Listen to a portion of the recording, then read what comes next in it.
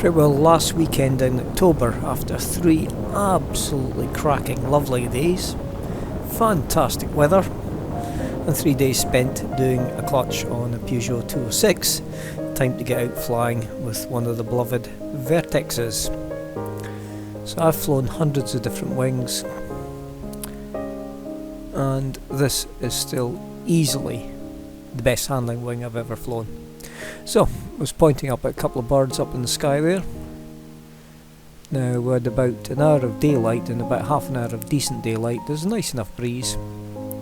F214s, 215s have been checked, and we've got a bit better breeze on the hill than they might have indicated.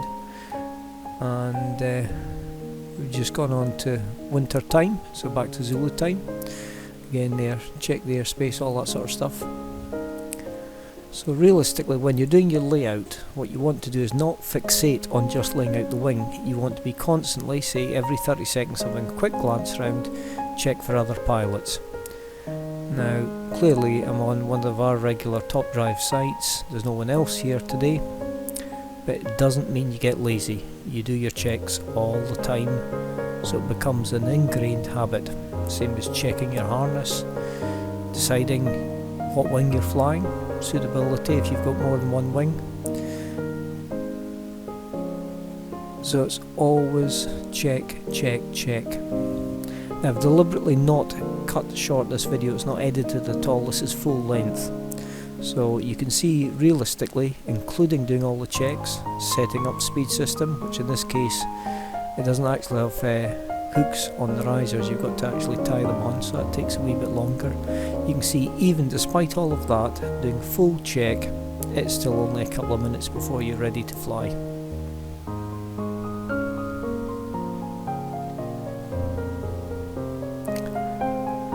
Okay, so disconnecting the two risers, which have just got wee plastic tie tape hold them together, sometimes use carabiners.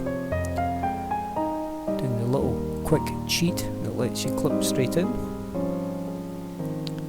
And then once I've clipped in on both sides, having done all the basic checks, I'm setting up the speed system. And as I say, if you've got the normal, just clip togethers, you'd be knocking off best part of a minute. Even when I'm having to tie them in, it doesn't take long, and looking round every 30 seconds, check the airspace. Now we'd actually be looking overhead as well, but seeing I've got a camera and it tends to upset the lighting and gives the viewers a lot more motion sickness. When we're filming, we tend not to do that.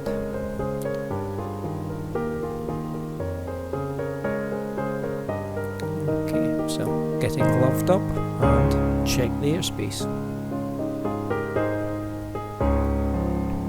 Then I'm doing tactile, visual check, audio check, so it's free running on the controls, and you do each side individually. Using the harness just to gently bounce the wing, rechecking the airspace. Little tiny touch of ease, but mainly the harness, not getting the wing overhead but going under the wing. Now the main lift area is to the right where the woodland is. Remember, everything's always to the wing's perspective. So it's a little bit of a hop along and a fly along, and using vectored lift. In other words, getting the wing to roll so the lift vector is taking me in the direction I wish to go. See little bits here, you'll see the feet coming up, that's just me being lazy. So this is a DHV 2.3 wing designed in 1998. That's absolutely fantastic handling on wings like that, easily best handling wings. Big improvements these days are in reduction of drag, so it's not so much that the aerofoil is that much better, it's the drag reduction that makes the difference. Also in the manufacture, on wings of this age, the stitching, particularly on the top surface, which of course is on the ground when you're laying out the wing, the top surface, the stitching's external, so you've got to watch for those getting pulled stitch lines and distorting the wing. Modern wings, much better designed with computers, laser cutting, all that type of thing, much better stitching arrangements. They can have the stitches internally, and this is why it's called precision paragliding. You can literally, by using mainly the harness control and just with occasional little bit of brake, harness control being the primary control, you position yourself wherever you want to go, and the wing will do exactly what you tell it to. So I'm doing lots of little glance rounds, checking, vectoring.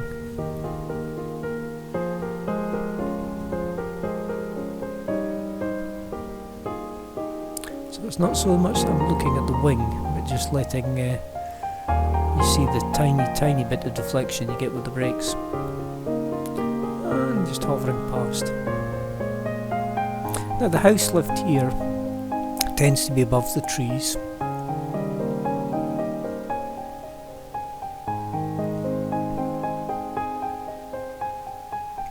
so cut through the treetops and into the main area of lift above the wood.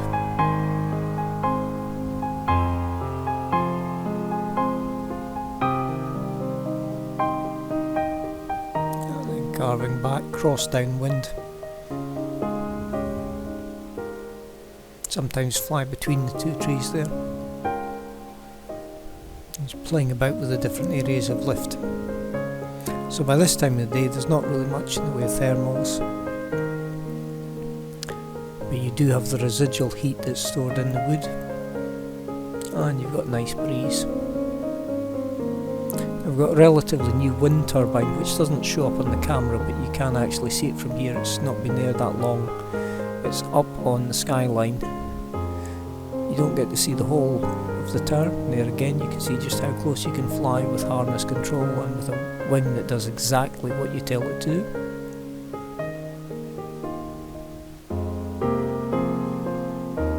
Also had birds up soaring, so again looking around, keeping an eye on that. And there's light aircraft flying in the local vicinity, passing over the hill at about 200 feet. So he was presumably an out and return, some going one way, and then later on in the video he's coming back.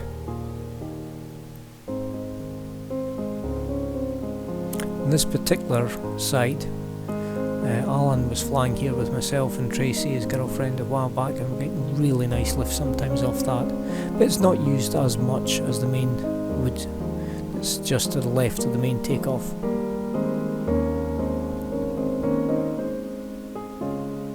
So predominantly it's the air gets a wee bit extra up, and particularly if you've had a nice sunny day you get that bit of residual sort of radiator type effect. And again, cross downwind here.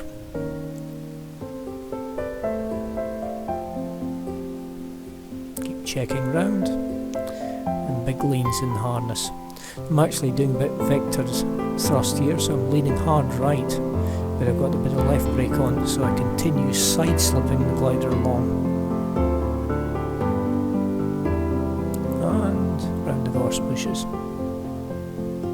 Checking round, check the airspace, check the takeoff area, looking for other gliders. See, even when you're flying on your own, keep that habit reinforced. Now what you've got to remember here is if you met somebody coming around the other side, as I can brake right but they can't, you would have to give way. So you've got to be particularly cautious anytime you're going round headlands, going around rocky outcrops, going around woodlands like this when you can't see the far side, particularly when you're on that left beat where you're the pilot who would have to give way. Again, cross downwind here. So it's about 45-degree angled tailwind at that point.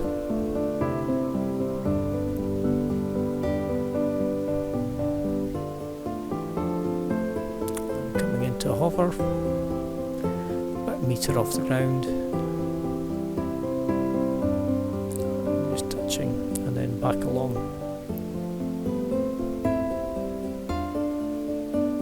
A wee bit backtrack and then tip dropping. So there's a good view, shows how the wing would collapse. Now if you look at the middle section of the wing there, you can actually see the massive amount of harness control warping the wing, and then it will just slowly roll controlled side slip back up and reacquiring just a slight damp on the right brake, and using harness control again, this time dropping the left tip to the ground, but holding it without collapses. And then harness control, followed by roll control to bring the wing back up. And right tip. This time just holding it so we don't get collapses. Again, there you can see the kink in the middle of the wing warping, producing a roll as the glider side slips up to rolling left, back to overhead. Each time, nice loud call, launching.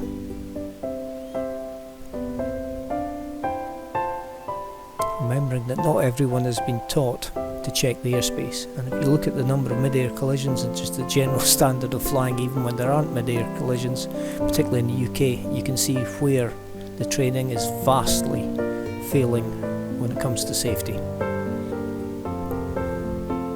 I believe last year the main sporting body had 5 deaths.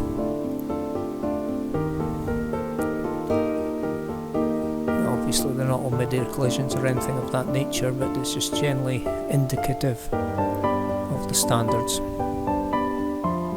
I just hopped up on top of the wee rock. Keep checking the airspace. And that's the light aircraft. Again, you don't really see it there, but it was 150, 200 feet above. Not too close to me, just flying along over the other wood.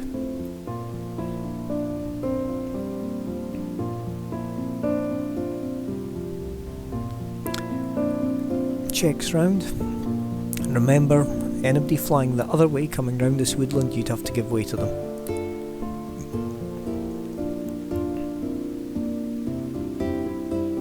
Now clearly if they were a higher aircraft, even if they're coming round, you'd be able to see the wing, and you'd still probably, as a courtesy, give way to them even if they were higher, because you never know when you're going to get sink here. But the big danger is if you get an aircraft that's relatively low, flying around trying to work the lift up.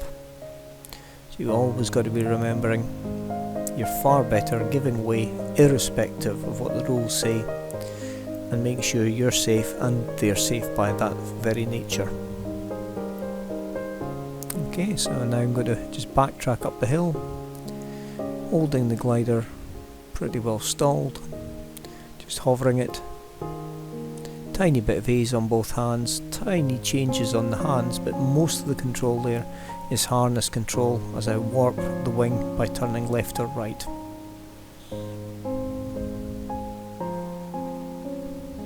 See a wee bit of the left A added in there.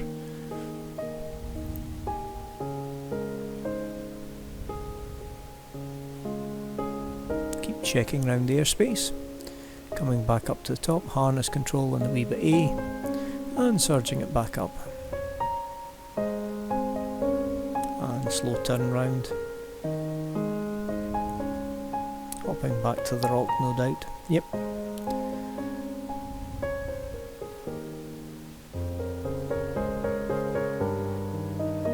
The rock's only about a foot above the grass, but it's just a fun little bit to do precise landings and takeoffs from. Touch and goes. So lift is definitely dropping slightly. The other thing is the humidity will start increasing as the valley in front is now cold, being out of the sun. So if I remember rightly, just dropping the wing here, couple of minute break, check the time, and then relaunch within 5 minutes to fly back round. See, I've got my sister's car, and I also need to get fuel before the petrol station shuts. So again, check the airspace. Looking for birds up as well, any indicators of lift. Looking for wind turbines, which we've got lots of, which we didn't have any of really when I started flying. Running the tactile, visual and audio checks, free and clear controls. And in this case just a wee bit left brake, right hand on the A, and rolling the glider around slightly to tip launch. Okay, so I've got half the wing flying fairly well there. I'll warp the wing. So despite the fact I'm looking straight at the wing, I've turned a lot in the harness. You can see the kink again there in the middle of the wingspan. Because of the ground friction, I've got to wait until it lifts further. So let me just check round there, checking the airspace. So again, you can still see that warped kink in the middle of the wing from the harness. Brakes hardly moving at all, and rolling it level. Because no longer had the ground friction there. Okay, good check round. See, when I drop the camera on, you'd be looking above, hang gliders, better performance, they could be coming in higher. Good call of launching. Head back round over the trees. Again, it won't show up particularly well here, but there are power lines near the houses, so the aim is to fly back to nearer the car, land, and then backtrack up the slope and take the wing to a nice clean area to do a fold up, minimise the walking.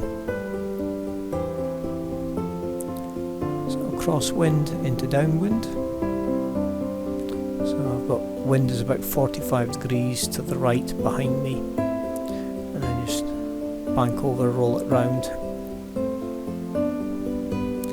As it's slightly lower where the houses are, you tend to get a deflection in the airflow through that gully. So it gives you a slightly more headwind component on this bit, and touchdown.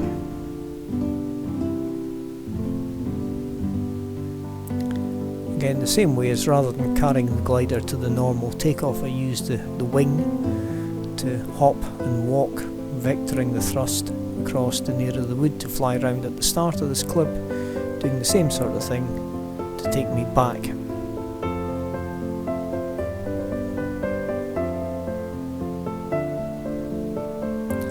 When you're doing this, you still need to check the airspace, so you get little glances around. So there's less of an issue here because I'm well clear of the normal takeoff areas. Matter of fact, I've got woodland in between me and the normal takeoff area. And we bounce. Yeah, a little bit of assist with the hands, but mainly the harness, warping the wing, vectoring the deflection of air by warping the middle, kinks it, so you get the airflow goes across the wing, as well as from the leading edge to the trailing edge. From the creasing, you can actually see the wing most of the time there is held in a stall. So it's flying it more like a barn door. And then when you settle it down, you don't need brakes, it's just harness control, but there, just a tiny touch of left brake, just to get the tip to oblige.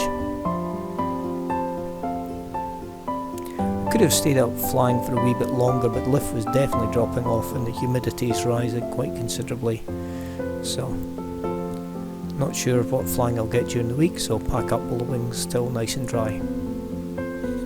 Nova Vertex 1998 design, DHV 2.3, and easily, and again pointing the wind turbine there, pointing at the clouds in the sky, different types. So we've got high level cirrus, low level cumuliform, and some wave cloud. So anyway, DHV 2.3 1998, an absolutely fantastic handling wing.